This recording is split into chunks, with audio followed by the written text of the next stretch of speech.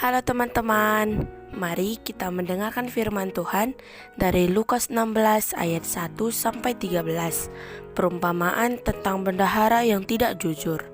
Dan Yesus berkata kepada murid-muridnya, ada seorang kaya yang mempunyai seorang bendahara. Kepadanya disampaikan tuduhan bahwa bendahara itu menghamburkan miliknya. Lalu ia memanggil bendahara itu dan berkata kepadanya, apakah yang kudengar tentang engkau?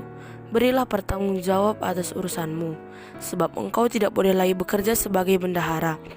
Kata bendahara itu di dalam hatinya, apakah yang harus aku perbuat? Tuanku memecat aku dari jabatanku sebagai bendahara. Mencangkul aku tidak dapat, mengemis aku malu. Aku tahu apa yang aku perbuat, supaya apabila aku dipecat dari jabatanku sebagai bendahara, ada orang yang akan menampung aku di rumah mereka. Lalu ia memanggil seorang demi seorang yang berhutang kepada tuannya. Katanya kepada yang pertama, berapakah hutangmu kepada tuanku? Jawab orang itu, 100 tempayan minyak. Lalu katanya kepada orang itu, inilah surat hutangmu, duduklah dan buat surat hutang lain sekarang juga, 50 tempayan. Kemudian ia berkata kepada yang kedua, dan berapakah hutangmu? Jawab orang itu, 100 pikul gandum. Katanya kepada orang itu, inilah surat hutangmu, buatlah surat hutang lain, 80 pikul. Lalu tuan itu memuji bendahara yang tidak jujur itu, karena ia telah bertindak dengan cerdik. Sebab anak-anak di dunia ini lebih baik cerdik terhadap sesamanya daripada anak-anak terang.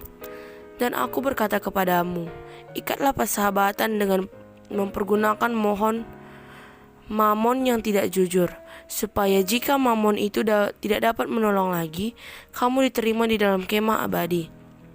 Barang siapa setia dalam perkara-perkara kecil, ia juga setia dalam perkara-perkara besar. Dan barang siapa tidak benar dalam perkara-perkara kecil, ia tidak benar juga dalam perkara-perkara besar. Jadi, jikalau kamu tidak setia dalam hal mamon yang tidak jujur, siapakah yang akan mempercayakan kepadamu harta yang sesungguhnya? Dan jikalau kamu tidak setia dalam harta orang lain, siapakah yang akan menyerahkan hartamu sendiri kepadamu?